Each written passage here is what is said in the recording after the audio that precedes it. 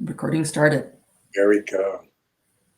Hello, everyone. I am Brien Lundin with the Gold Newsletter channel, and today I have the great pleasure of interviewing Tara Christie of Banyan Gold, President and CEO of Banyan Gold. Before we get into it, please subscribe to our Gold Newsletter channel where you will get a number of interviews, fascinating interviews with up-and-coming high potential, high quality junior resource companies like Banyan Gold. And Tara, thank you for coming onto the channel.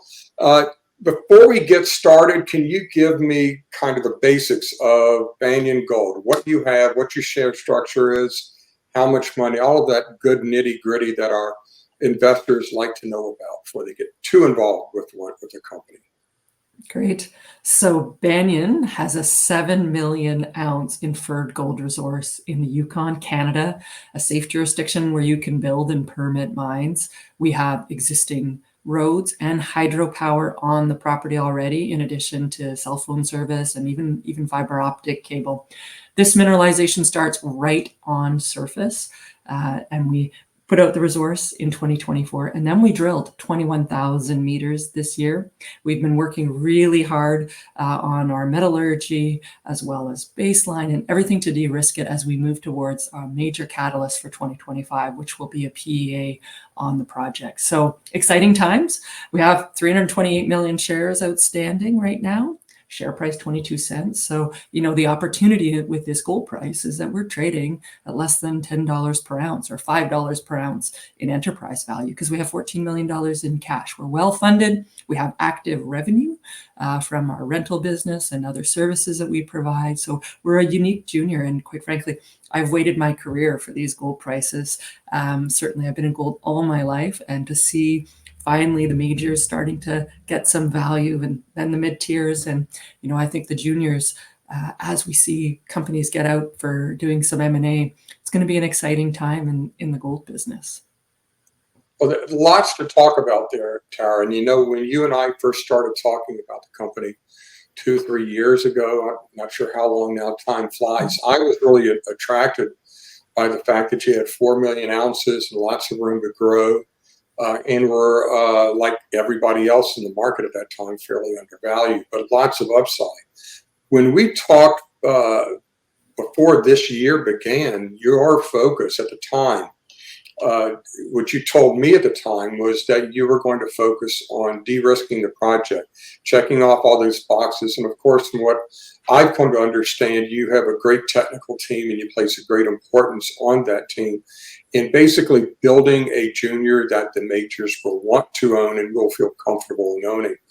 And then I saw you went and drilled 21,000 meters this year when I thought you were going to be checking off those boxes and doing that boring work. Tell me about that decision and why you decided to drill that much in this year where you were going to kind of just do some box checking. Well, we thought it was really important that we can get some more confidence in our geological model and move some of our ounces into indicated.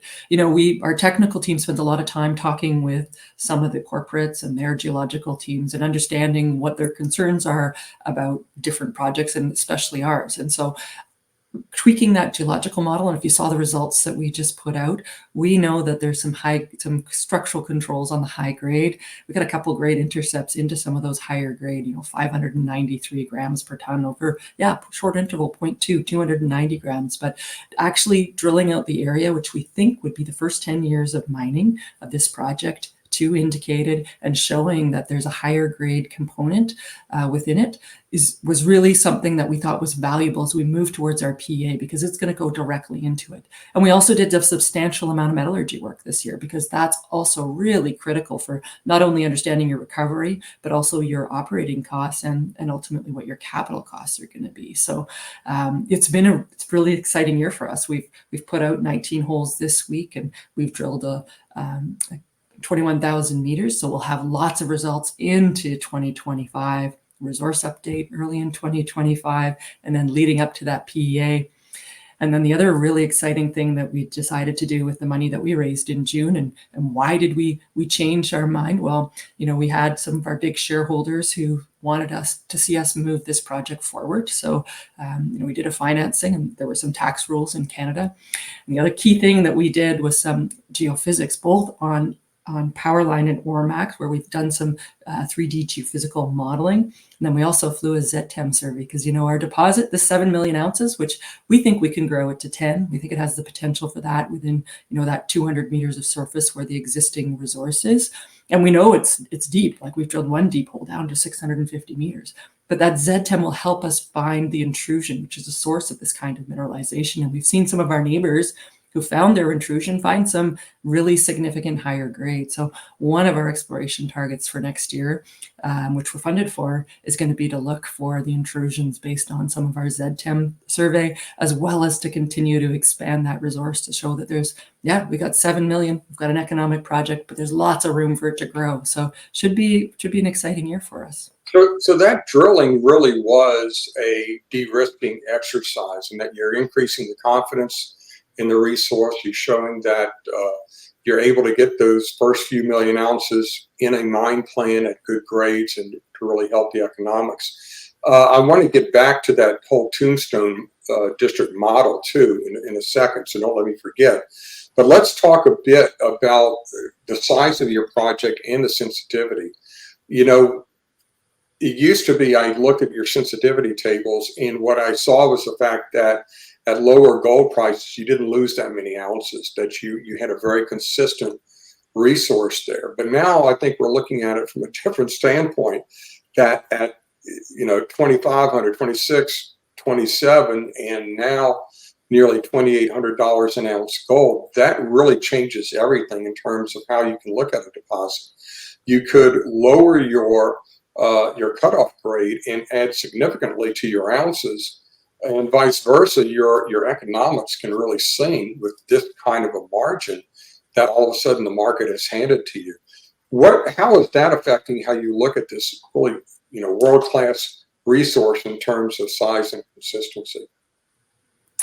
Well, it opens up lots of possibilities. I'm really excited. I think this is one day will be a mine. That's my personal opinion, because there is such a resource there. And when you've got that scale of resource, that's the kind of project that once it's based on a 10-year mine plan, but once it's operational, it runs for 20 or 30 years because there's so many ounces there. And just the NPV gets so large once you start to get, particularly being able to use these higher gold prices. That's why I'm really looking forward to seeing that. We did our scoping studies last year, and we were using $1,900 gold as we kind of looked at the various options that we could use for processing. And as the gold price goes up, you obviously are going to pick the one that has the highest recovery, because versus capital costs and operating costs, because you're going to get more ounces, and the ounces are so much more valuable, and that margin's pretty significant. So I think it's pretty well timed here. We've been trying to do the steps right and make sure that we get a really good quality PEA for next year. And PEAs, some people say that they can be on the low end with not a lot of work into them, but we really chose to de-risk it by working on that geological model, getting some ounces into indicated, so we can come out with a credible PEA. Yeah, and getting everything buttoned down, I think would be very important for you to make it something that a major will be very attracted to, because that's, I would guess, the end goal is to sell at a very significant premium, perhaps even a multiple of where you are today in terms of share price, to a major at some point. Well, $10 per ounce, I would hope so, because we saw projects at much lower gold prices selling for $100 and better per ounce. At these gold prices, I wouldn't be surprised to see $250 higher. Like even Windfall was over $500 per ounce. So exceptional project. So not directly comparable, but there's going to be a range here at these gold prices, and it's probably not $10 per ounce. No, and that was the point I was getting at. At these gold prices, these majors are making money hand over fist. They're literally digging it out of the ground. Their pockets are swelling with cash, and at some point they are going to go and focus not just on that free cash flow, but on reserve and resource replacement. And when that happens, they're going to go looking for the best projects out there that have the kind of size, that have the kind of consistency, but also have all those risk boxes checked off. And I know that that's been your focus for a while, because at $10 an ounce in the ground, when in a normal market, that kind of a project should be trading for 10, 15 times. And in the kind of market we would think we would have, approaching $3,000 an ounce, even much, much higher than that. So it seemed to be that you're in a good position right there. So let's talk a little bit more about the next steps. So you're doing a PEA, which is going to be a high-end PEA, if we put it that way. You are, as I know, doing a lot of the technical work. What will differentiate this PEA from the run-of-the-mill project or PEA, economic estimate out there? And also, when is your next resource estimate coming up? Sure. So, that goes to what our catalysts are. We're still cutting core, so we'll have results into the new year. We just shut down drilling. We've got a very long season. We can actually be year round. So drill results into the new year, probably till April, maybe even May. Resource update in that second quarter. And then we'll start drilling again because we're funded for drilling. So we'll be able to have some news flow through the fall and into 2026. And then we'll have our PEA by fourth quarter of 2025. So, and what we think is that's going to make it unique and is that we have such a big resource, really low strip ratio, mineralization starts right on surface. We've done the work on the metallurgy to show that we've got good recoveries. And then, of course, the gold price that you can use in your PEA will be probably significantly higher than what we could have used last year. So that should make the NPV and the IRRs ultimately that's what the numbers that people want to see. So that's what we're very focused on, optimizing those. And the drilling that you've done this year it's focused on those higher grade ounces in that economic part of the plan, and de-risking it by showing how you can mine those higher grades at a better return. But that gets back to what we were going to talk about, the Tombstone intrusion model of deposits. Your neighbors in that belt have proven that model, where you can find that low grade and then find what's driving that low grade, that intrusion, that where you really get those high grades and size. How close do you think? I mean, other than that, this is really fitting the model so far, isn't it? Yeah, geochemically, from the element ratios that we have, and the fact that we've got other intrusion-related deposits east and west of us, and that where they've actually found their intrusions. And there are some known intrusions out on our Nitra property, which we want to follow up and drill next year in 2025. But what we know about AurMac is that we're in what's called the Hornfell. So it's above or around where an intrusion comes up, and a gold-bearing intrusion comes up. And then generally there's a cupola, which is kind of the top of it, which is where the higher grades are potentially found. And, that's what you're seeing at Snowline. That's what you're seeing at Sitka. So where is ours? That's exactly the question. Where did this come from? The fact that we've got 5 kilometers of Hornfells is unusually large. So, what we think is that this was a very long-lived system where, this mineralized fluid was coming up for quite a period of time, maybe even potentially, more than one splay, which might be why what we're seeing in the technical data isn't a clear, X marks here, drill here, which we hope the ZTEM will help with, combined with the other technical work that we're doing about that. And, finding the intrusion is just upside for us. The project that we have, the 7 million ounces, we think is a very exciting and potentially economic project. So we want to search for that intrusive, because it's always like the needle in the haystack and the prize. But we need to remember we've already got a very significant project without even finding that intrusion at these gold prices, 7 million ounces starting right on surface with infrastructure in a permittable jurisdiction, where we've done the de-risking work to do the baseline environmental work so you could start permitting. That's pretty unique, and majors will be looking for that. Yeah, and when you can combine value and exploration upside, you have 2 paths to potential profit. profits. One seems fairly assured because you have 7 million ounces and growing world-class deposit, checking off all the boxes. Now, the geophysical survey, have you gotten the results of that yet? We've got one survey back, and we've got some preliminary results. We're still waiting for the final report and a little bit more data and their analysis of what's come. But yeah, we've preliminary results are interesting. So, gives us some things to follow up on next year. And we'll wait till the report actually comes in.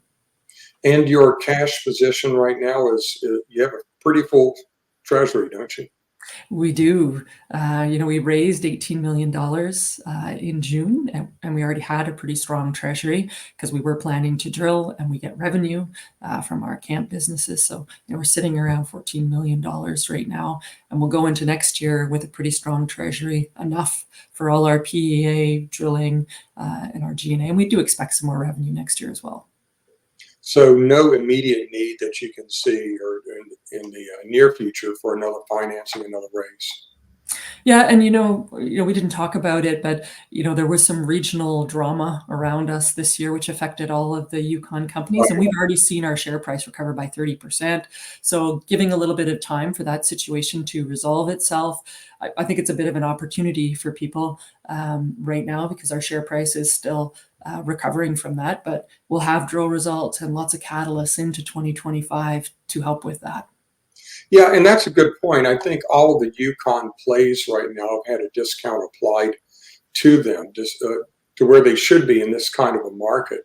What's your feeling on the environment for mining going forward in the Yukon? Well, we've heard really positive messages about, the government wanting mining from some of the First Nations, like the Coffee Project is also in the Yukon, and we've heard that First Nation is very supportive of heap leach and mining and that project specifically. So, it takes a little bit of time and people to understand what happened, and then for those of us that have heard directly from government and are seeing, what the reality is, to get out and spread the message about what the real situation is. So I'm pretty optimistic. Yukon has been a mining territory for over 140 years. Gold is a really important part of the economy. It's a really important part of the GDP of the Yukon. So I think we'll see more mines built and operated in the Yukon. Yeah, sometimes what a mining company or junior mining company may not like is actually something that opens up a window for investors, and they like the price and they like the inevitability of that risk discount being removed and the value that's created by higher gold prices. So you're right. I think that it's kind of an opportunity for investors that they can seize on. It would be hard for me to imagine that you would be trading for current levels in all of the other Yukon plays out there in this kind of an environment. And I just look at it and I'm not sure that can last much longer considering the projects in the area. So let's get back to Banyan specifically. We have drill results coming out. Those are the best kinds of catalysts. More drill results coming out. You have locking down the new resource and the PEA next year. This point next year, who knows where the gold price is going to be? Where would you want Banyan to be at this point next year?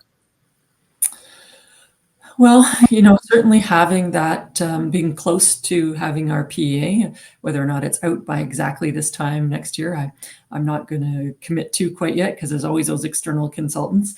But I'd like to see us, have finished the additional network that we're doing as well, which will contribute to that. And then drilling some of those targets that we'll get from the geophysics and where we already know we can add ounces to the deposit, and potentially following up on some of the higher grade areas that we find this year. So I'd like to certainly see us at higher share prices where we're actually getting some value. I think many of our peers that have similar projects, are trading north of 30 and closer to 60 or $70 per ounce right now in other jurisdictions. So I think there's sort of that immediate opportunity for us to re-rate after things quiet down, as you said, an opportunity for investors. And then as people really understand the value of our project, and you generally see share prices increase significantly related to a PEA being produced, as people kind of understand the network, understand, what the new resource is. And so I think in this gold environment, that should be a pretty good example of, or a good parallel for what should happen with our share price as well. Yeah, and for investors, the opportunity in the lower share price is attractive, but the risk is if a company has to raise money at those lower share prices, which you won't have to do for some time. So that should offer some comfort to someone thinking about investing in Banyan Gold right now. Looks like you've got the boxes being checked off. A lot of them already checked off. The rest getting checked off as we speak. Tara, thank you so much for the update on Banyan Gold, and good luck with those drill results that will be coming out over the next weeks and months. Thank you so much. Thank you so much.